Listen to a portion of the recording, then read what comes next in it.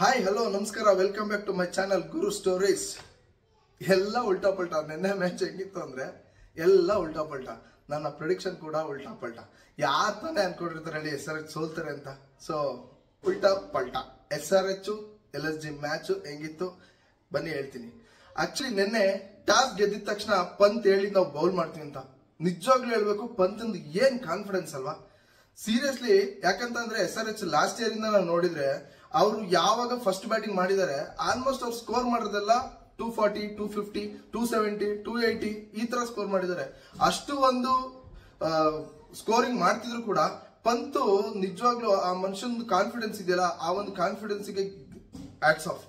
ಆ ಒಂದು ಕಾನ್ಫಿಡೆನ್ಸ್ ಇಂದಾನೆ ಅವ್ರು ನಿನ್ನೆ ಗೆದ್ರು ಅಂತ ಹೇಳ್ಬೋದು. ನಾನೇ ಬೈದಿದ್ದೆ ಲಾಸ್ಟ್ ಮ್ಯಾಚ್ ಅವ್ರು ಸೋತಾಗ, ಬಟ್ ಇವತ್ತು full credit goes to Pant and Pooran, Shardul Thakur.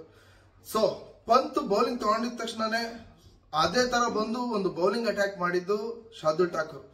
ಏನ್ ಗುರು ಆ ಮನುಷ್ಯನ್ ಬೌಲಿಂಗ್, ಲೈನ್ ಅಂಡ್ ಲೆಂತ್. ನೀವ್ ಎಂತ ಫ್ಲಾಟ್ ಟ್ರ್ಯಾಕ್ ಕೊಟ್ರು ನಾವು ಲೈನ್ ಅಂಡ್ ಲೆಂತ್ ಬೌಲಿಂಗ್ ಮಾಡಿದ್ರೆ ನಮ್ಗೆ ಒಂದು ಸಕ್ಸಸ್ ಕಾಣ್ತೀವಿ ಅಂತ ಹೇಳಕ್ಕೆ ನೆನ್ನೆ ಮ್ಯಾಚ್ ಉದಾಹರಣೆ. ಅಷ್ಟು ಸಖತ್ತಾಗಿ ಶಾರ್ದುಲ್ ಠಾಕೂರ್ ಬೌಲಿಂಗ್ ಮಾಡಿದ್ದು. ಅವ್ರ ಜೊತೆಗೆ ಪ್ರಿನ್ಸ್. ಶಾರ್ದುಲ್ ಠಾಕೂರ್ನ ಯಾರು ಬಯ್ಯ ಮಾಡಿರಲ್ಲ ಆಕ್ಷನ್ ಅಲ್ಲಿ, ಬಟ್ LSG ಒಬ್ಬ ಪ್ಲೇಯರ್ ಇಂಜುರಿ ಆಯ್ತಾರೆ ಅಂತ ಇವ್ರನ್ನ ಆ ಇಂಜುರಿ ಪ್ಲೇಯರ್ ಬದಲು ಇವ್ರು ತಗೋತಾರೆ. ಬಟ್ ಲಾಸ್ಟ್ ಮ್ಯಾಚ್ ಅಷ್ಟೇ DC ಮೇಲೆ ಏನ್ ಸಖತ್ತಾಗಿ ಒಂದು ಬೌಲಿಂಗ್ ಮಾಡಿದ್ದು. ಒಂದೇ ಓವರ್ ಅಲ್ಲೂ 2 ವಿಕೆಟ್ ತಗೊಂಡಿದ್ರು. ಆದ್ಮೇಲೆ ಇಲ್ಲೂ ಕೂಡ ಸೊ ಅಭಿಷೇಕ್ ಶರ್ಮಾಗೆ ಆ ಒಂದು ಸೆಟ್ ಮಾಡಿ ಅವರು ಇಟ್ಕೊಂಡು ಆ ಫೀಲ್ಡ್ ನ ನಿಲ್ಲಿಸ್ಕೊಂಡು ಸೆಟ್ ಮಾಡಿ ಔಟ್ ಮಾಡಿದ್ರು ಅಂತಾನೆ ಹೇಳ್ಬೋದು. ಅಷ್ಟು ಒಂದು ಚೆನ್ನಾಗಿ ಬೌಲಿಂಗ್ ಮಾಡಿದ್ರು. ಅದಾದ್ಮೇಲೆ ಇಶಾನ್ ಕಿಶನ್ ಲಕ್ಕಲ್ ಔಟ್ ಆದ್ರು. ಬಟ್ ಆ 2 ವಿಕೆಟ್ ಹೋಗಿದ್ದು ಪವರ್ ಪ್ಲೇ ನಲ್ಲಿ ಎಷ್ಟು ಒಂದು ಇಂಪ್ಯಾಕ್ಟ್ ಮಾಡ್ತು SRH ಗೆ ಅಂತಂದ್ರೆ, ಯಾಕಂತಂದ್ರೆ SRH ಅವರು ನಿಮ್ಗೆ ಗೊತ್ತು, ಪವರ್ ಪ್ಲೇ ನಲ್ಲಿ ಅವ್ರು ಆಲ್ಮೋಸ್ಟ್ 75ರಿಂದ 90 ರನ್ ಒಳಗಡೆ ಮಾಡ್ಕೊಂಡ್ಬಿಡ್ತಾರೆ. ಅಲ್ಲೇ ಒಂದು ಅವರಿಗೆ ಭದ್ರ ಬುನಾದಿ ಹಾಕೊಂಡ್ಬಿಡ್ತಾರೆ. ಅದಾದ್ಮೇಲೆ ಸ್ಕೋರ್ ಮಾಡಕ್ ಈಸಿ ಆಗುತ್ತೆ ಅಂತ. ಬಟ್ ನಿನ್ನೆ ಆ ಒಂದು ಅವಕಾಶಕ್ಕೆ ಚಾನ್ಸೇ ಕೊಡ್ಲಿಲ್ಲ ಶಾರ್ದುಲ್ ಠಾಕೂರ್.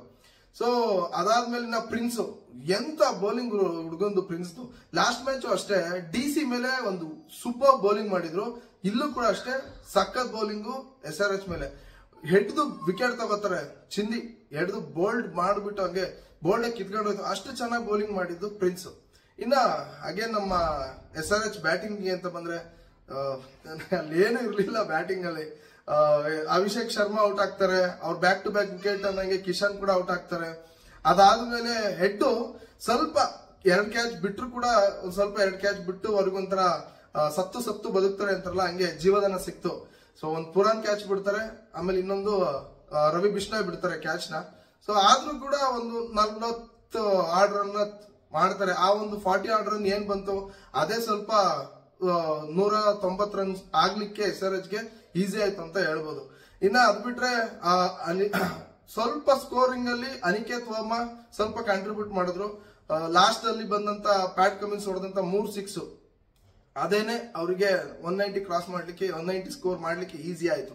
ಇನ್ನ ಅದ್ ಬಿಟ್ರೆ ಅಗೇನ್ ನಮ್ಮ LSG batting ultimate batting. Markram ಇದ್ದಿದ್ರೆ ಮೋಸ್ಟ್ಲಿ ಇಷ್ಟು ಬೇಗ 16 ಓವರ್ಗೆಲ್ಲ ವಿನ್ ಆಗ್ತಿದ್ರಲ್ಲ ಗೊತ್ತಿಲ್ಲ. ಬಟ್ ಅವರು ಔಟ್ ಆಗಿದ್ದೆ ಒಂಥರ LSG ಸ್ವಲ್ಪ ಇನ್ನು ಬೆನಿಫಿಟ್ಸ್ ಜಾಸ್ತಿ ಆದಂಗೆ ಆಯ್ತು. ಯಾಕಂತ ಅಂದ್ರೆ ಗೊತ್ತಲ್ವ, ಪುರಾನ್ ಬಂದ್ರೆ ಅವರು ವರ್ಲ್ಡ್ ವೈಡ್ ಎಲ್ಲಾ ಒಂದು ಯಾವ್ದು 2020 ಫ್ರಾಂಚೈಸಿ ಲೀಗ್ ಬರುತ್ತೆ ಯಾವ್ದು ಬಿಡಲ್ಲ. ಕೆರಿಬಿನ್ ಆಡ್ತಾರೆ, BBL ಆಡ್ತಾರೆ, ಈ ಕಡೆ PSL ಆಡ್ತಾರೆ, BPL, IPL ಎಲ್ಲ ಆಡ್ತಾರೆ. ಅಂತ ಒಂದು ಒಳ್ಳೆ ಎಕ್ಸ್ಪೀರಿಯನ್ಸ್ ಇರುವಂತ ಬ್ಯಾಟ್ಸ್ಮನ್. T20 ಯಾಕೆ ಅವ್ರನ್ನ ನಂಬರ್ 1 ಅಂತಾರೆ, ಅವ್ರನ್ನ ಕಿಂಗ್ ಅಂತಾರೆ ಅಂತಂದ್ರೆ ಇದೇ ರೀಸನ್ಗೆ. ಆ ಮನುಷ್ಯ ಆಡಿದ್ ಜಸ್ಟ್ 26 ಬಾಲ್ ಏನೋ 28 ಬಾಲ್ ಏನೋ ಆಡಿದ್ರು. ಅಬ್ಬಾಬ ಏನ್ 70 ರನ್ ಹೊಡೆದಿದ್ದಲ್ಲ. 6 6 6 4 ಅಲ್ಲೇ ಆಗೋಯ್ತು. ನಿಮ್ಗೆ 12 ಬಾಲಿಗೆ 60 ರನ್ ಬಂದೋಯ್ತು. ಆ ಲೆವೆಲ್ಗೆ ಒಂದು 4 ಆಡಿದ್ದು ಪುರಾನ್. ಅವ್ರ ಜೊತೆಗೆ ಕಾಂಟ್ರಿಬ್ಯೂಟ್ ಮಾಡಿದ್ದು ಮಿಚೆಲ್ ಮಾರ್ಷ್. ಒಳ್ಳೆ ಒಂದು ಪಾರ್ಟ್ನರ್ಶಿಪ್ ಅವರಿಬ್ರದ್ದು, ಸೂಪರ್ ಪಾರ್ಟ್ನರ್ಶಿಪ್. ಅಷ್ಟು ಚೆನ್ನಾಗಿ ಆ ಒಂದು ಪಾರ್ಟ್ನರ್ಶಿಪ್ ಇಂದಾನೆ ಅವ್ರು ಗೆದ್ರು. ಅದಾದ್ಮೇಲೆ ಲಾಸ್ಟ್ ಅಲ್ಲಿ ಅಬ್ದುಲ್ ಸಮಾದ್ ಬಂದು ಒಂದು ಫೈರಿ ನಾಕ್ 8 ಬಾಲ್ಗೆ 20 ಚಿಲ್ಲರೆ ಹೊಡೆದ್ರು. ಅದರಿಂದನೇ 16 ಓವರ್ಗೆಲ್ಲ ವಿನ್ ಆಗಕ್ಕೆ ಚಾನ್ಸ್. 17ನೇ ಓವರಲ್ಲಿ ಗೆದ್ರು.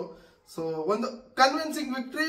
ಲಾಸ್ಟ್ ಮ್ಯಾಚ್ ಸೋತಿದ್ರು. ಗೋಯಂಕ್ ಕೂಡ ಹೇಳಿದ್ರು ಏನಂತ, ಲಾಸ್ಟ್ ಮ್ಯಾಚ್ DC ಮೇಲೆ ಆದ್ಮೇಲೆ ಡ್ರೆಸ್ಸಿಂಗ್ ರೂಮ್ ಅಲ್ಲಿ ಗೋಯಂಕ್ ಕೂಡ ಅದನ್ನೇ ಹೇಳಿದ್ರು, ನಾನ್ ಲಾಸ್ಟ್ ಮ್ಯಾಚ್ ಅಲ್ಲಿ ಸೋತಿದ್ವಿ ಅಂತಲ್ಲ, ಬಟ್ ಪಾಸಿಟಿವ್ನೆಸ್ ನ ತಗೊಂಡು ಈ ನೆಕ್ಸ್ಟ್ ಮ್ಯಾಚ್ ಗೆ ಒಂದು ಒಳ್ಳೆ ಪರ್ಫಾರ್ಮೆನ್ಸ್ ನ ನೀಡಬೇಕು ಅಂತಾನು ಹೇಳಿದ್ರು ಎಲ್ಲಾ ಪ್ಲೇಯರ್ಸ್ ಮುಂದೆನು.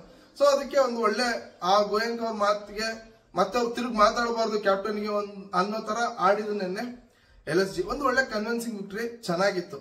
ಸೊ ಇದಾಗಿತ್ತು ಇವತ್ತಿನ ಒಂದು ಪೋಸ್ಟ್ ಮ್ಯಾಚ್ ಅನಾಲಿಸಿಸ್. ಜೈ ಹಿಂದ್, ಜೈ ಕರ್ನಾಟಕ.